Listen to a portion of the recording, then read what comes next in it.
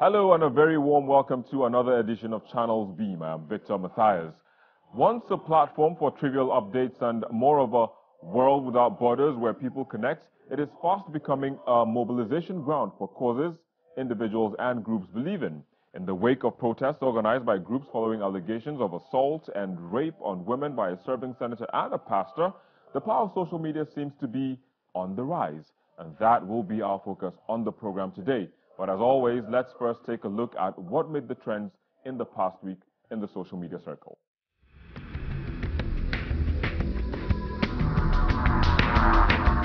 Nigeria's hope of lifting the 2019 AFCON came to an end after a last-minute free kick by Riyad Mahrez beat the Eagles to advance to the final.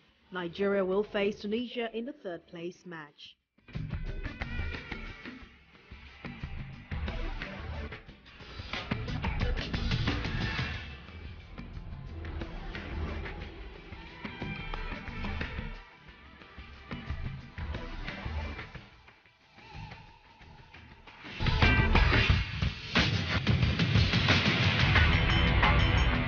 Nigerians revisited the issue of insecurity after armed bandits killed the daughter of Afenifere leader Pa Reuben Fashoranti. The elder statesman has since received condolence visits and messages from highly placed Nigerians.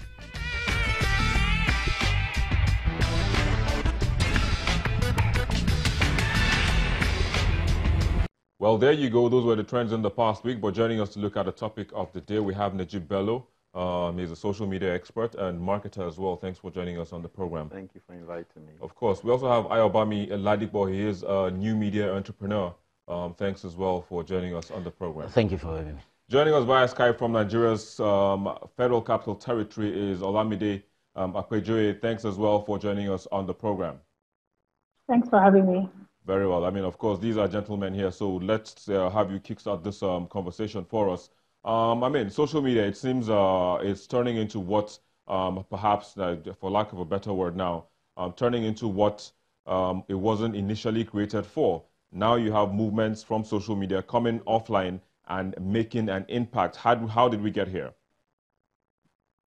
We got here by, I was saying earlier that we got here by agreeing to, so we've been pushed, let's start from there. And because we know that if we do not speak in one voice, we'll continue to suffer as a people. And over the years, we've been saying that, you know what, how can we take the conversation up? How can we take it even to governance outside of here? How can we make impact, you know, off social media as opposed to just typing? So let's take it to the street. So, I mean, we're thankful to social media. This movement started on social media by creating groups on Twitter, WhatsApp, and saying, you know what, let's take a date and a time and, you know what, let our voices be heard. Let these people, even people that are off social media, know that, you know what, these things are really, really eating deep. And it was about time, really. So we got here by just really agreeing and coming together and saying that, you know what, in one voice, let's do this. And we're here. So. Very well. Najib, do you agree with her? Are we here because we agreed to speak, you know, using one voice? Yes, that's exactly why we are here right now. And we must not mistake that all social media was just meant for online chatter. Twitter itself was actually created so people could take action. It was like if I wanted to send a text message to you, Victor, that I'm at Channels TV, open the gate for me.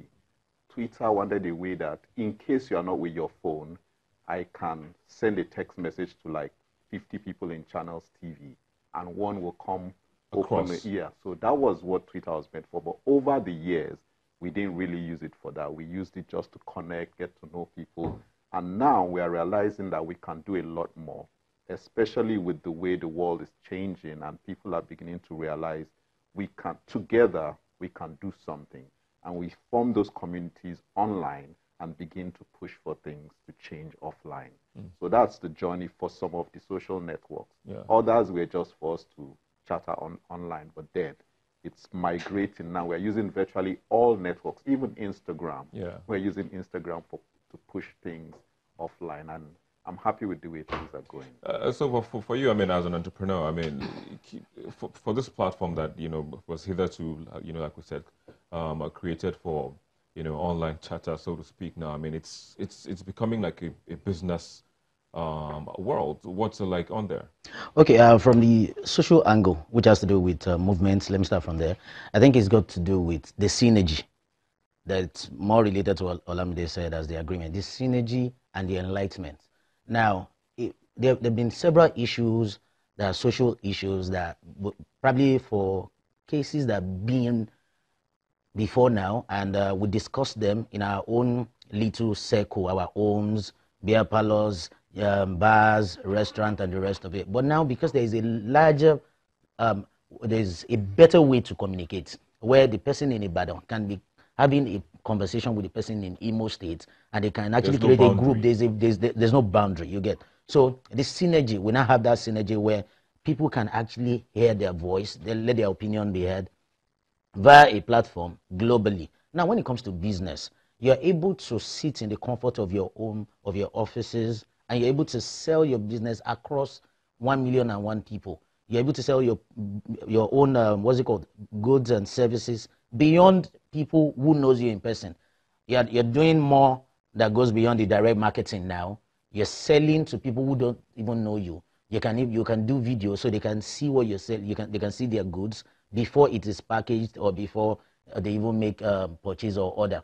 So social media, as much as it's got its own good and bad, but the truth is, social media today has gone beyond just that platform for mere social interaction. Chats, you understand? So it has gone beyond social interaction. It has given us an avenue for people to have a voice. It has given us avenue for individual citizens to complain about government policies and see government react immediately. Like we've seen, in previous. Like we've seen in previous recent ones, actually. Let me bring back Lami into the conversation. Lami, I mean, technology evolves, as the day goes by. So where do we see this going? I see this going I'm going to speak from the governance aspect. I see this going to a place where leaders know that they can be held accountable even via social media, and they know that, if this goes viral on social media, I'll have to be answerable to people. So I have to sit up. I have to, do what I'm elected for. I have to be a law-abiding citizen. I'm going to take, for instance, Senator Abo as an example. He has had it hot because this incident happened way back in March, and he went viral on social media, and already he was on the hot seat. He was panicking and, answering questions. And, if this video didn't come out and go viral on social media, there would have been no, he would have not been facing the ethics committee at the moment. The case wouldn't have been in court, which, by the way, they've even filed another, action on him, I think, earlier today. So I think that moving forward, I see this going to a place where Nigerians, even future leaders, just know that, they are going to be held more accountable on their actions. And, I can't wait for us to get there.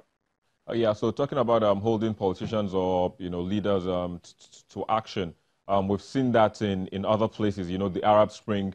Is this something that we would continually see here in Nigeria? Absolutely, absolutely. Everybody's getting aware of the fact that, things can be done, strings can be pulled, solutions can be made via social media. So yes, we're getting there. We're not here 2 years ago. We're in a better place than we are. We're more enlightened, and more people are getting more aware. So yes, I do. Fantastic. Let me come back again to you guys. I mean, so moving forward, like I was mentioning, the Arab Spring, we've seen also even the Bring Back Our Girls. Yes. There are just a couple of campaigns that have gone. That apart, what more campaigns can be created, from social media that would go offline and, and make that social impact? I think every single issue where people go to social media is when they are not being heard from the right channels.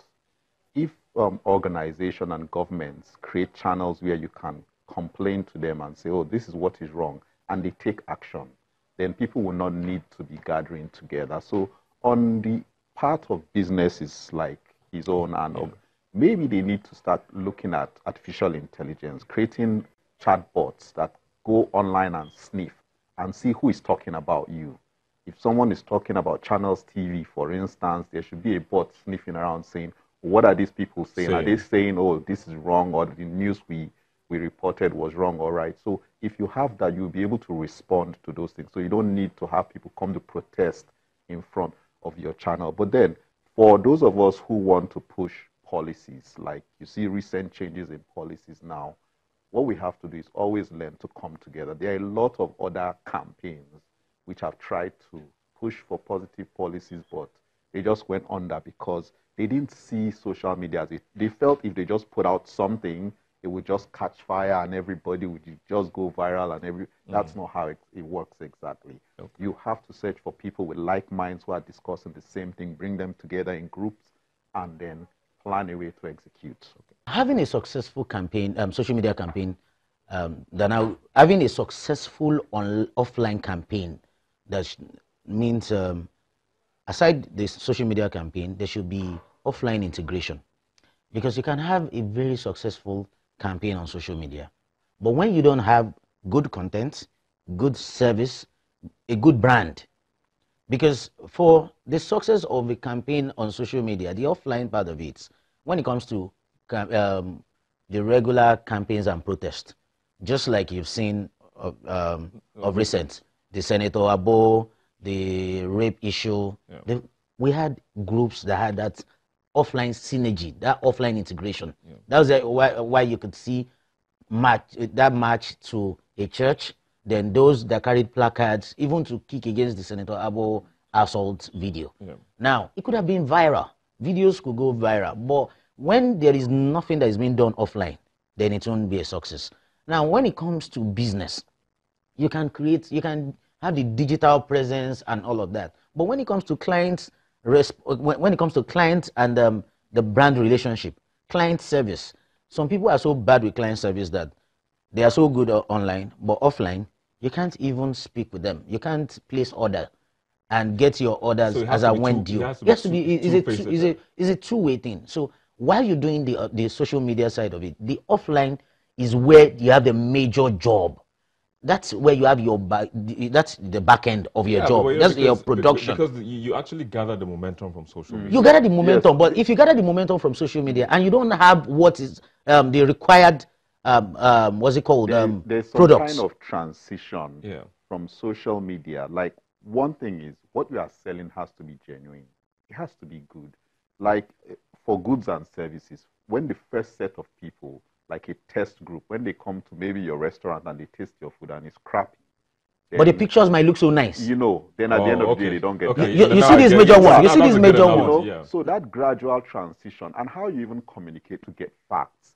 You want to have logic of what are we doing? How is it going? Why are we even doing what we are doing?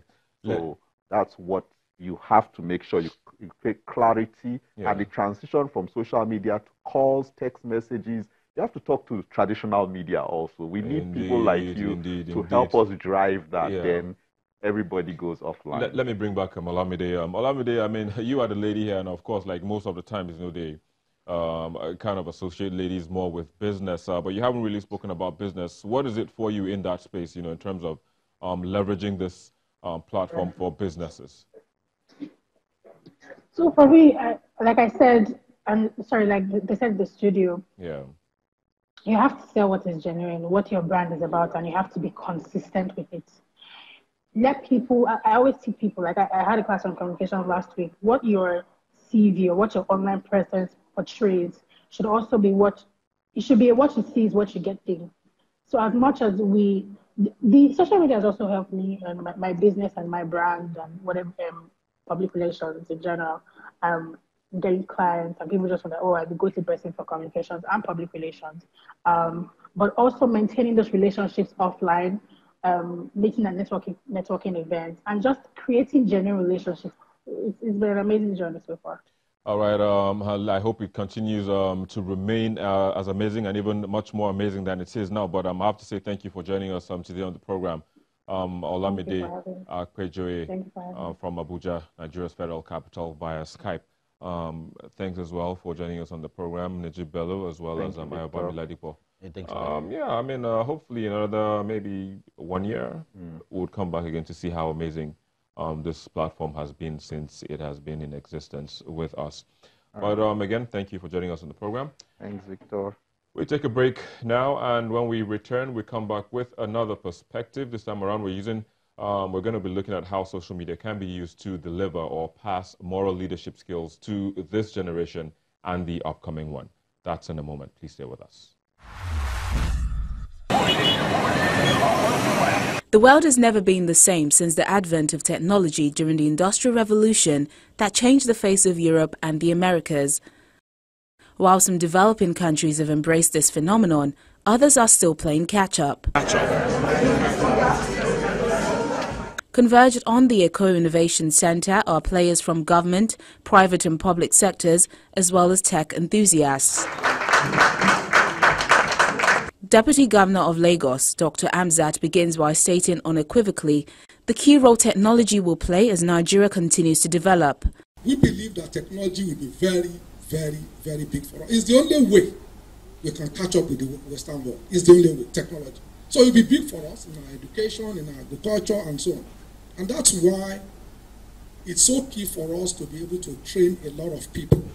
Some agencies around the world that wants to train 3,000 people every quarter on IT, coding, networking, and all sorts, Lagosians. So the reality is those ones that are available, we should train them and let them get better at what they do. So technology will be very big for us. We will do a lot of training.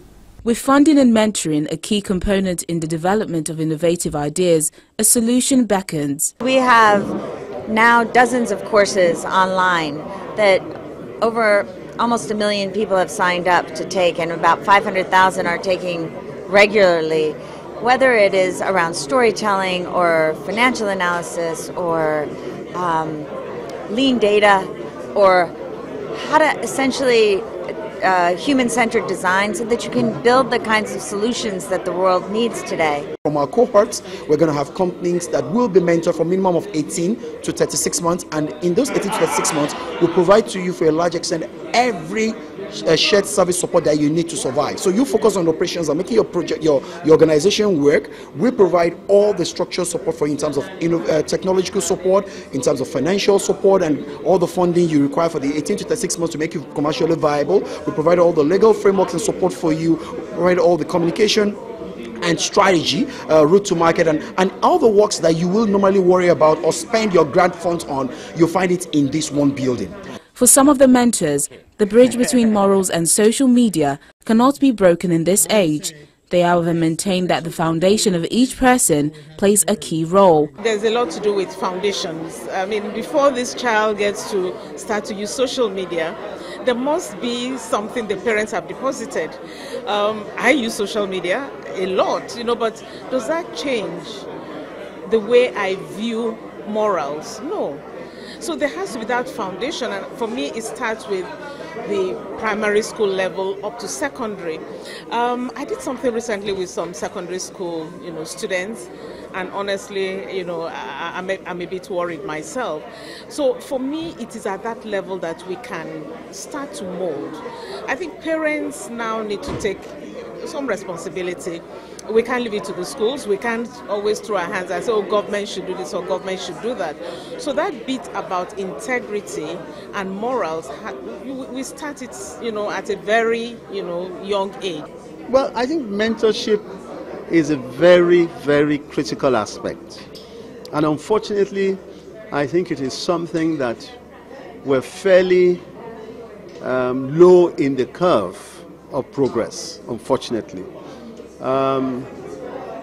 And it is something that we need as a society, and again I emphasize as a society, because I do not believe that this is the responsibility of either government or private sector or civil society. It is the responsibility of everybody, parents, churches, mosques, whereby we say to ourselves that we must find a way to have sound, clean mentorship, whereby we pick the right role models and we pair them up with people who are coming down below, who are relatively more junior, and who are looking for direction. As time goes by, one can only be hopeful that the potential technology provides to solve problems bedeviling the nation be leveraged with the hope that we will catch up globally.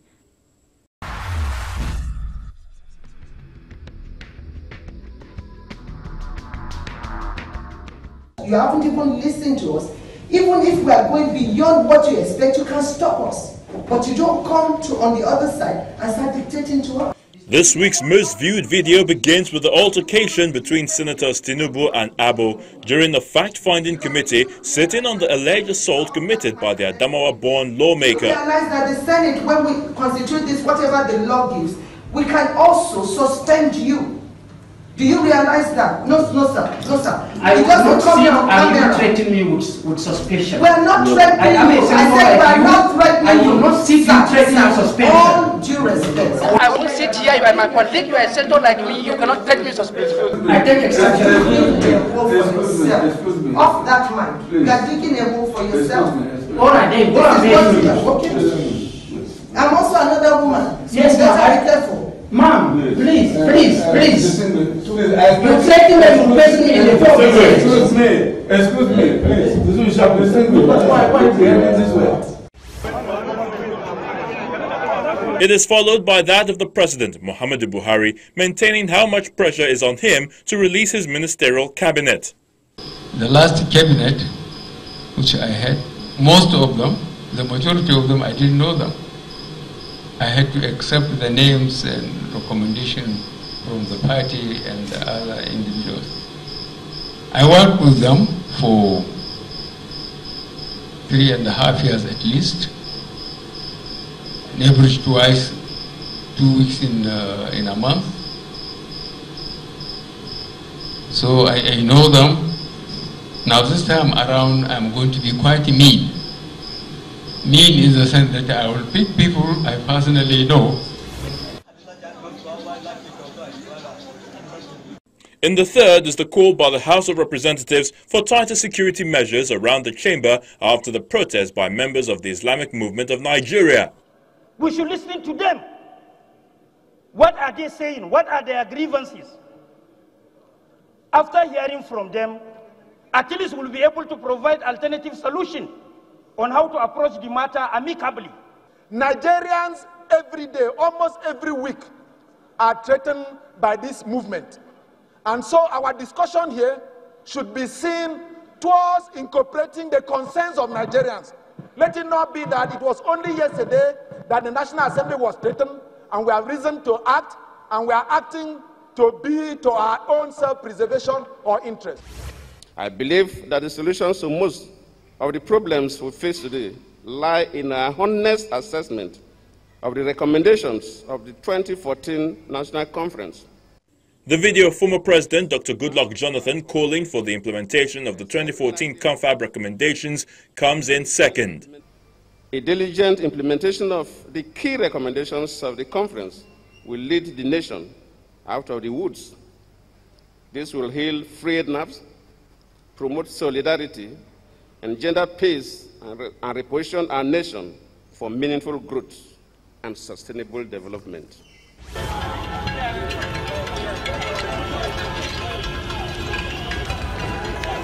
While the arrest of some members of the Islamic Movement of Nigeria during the protest at the National Assembly comes in first.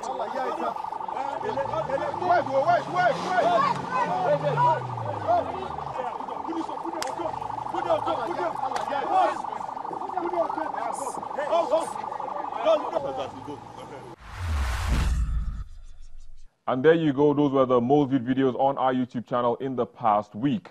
Now, precedents have been set from the Arab Spring to how we market our businesses and even how we seek aid for tuition, political campaigns, medical bills, and many more. Thing is, this phenomenon has come to stay, but how individuals and groups decide to use it will determine the results they get. And that's a wrap on the program today. Thank you so very much for watching, but to share your thoughts with us on the social media addresses showing on your screen, just follow and also tweet and, of course, post your comments. We will track them using those social media hashtags as well as the address. I'm Victor Matthias. Bye for now.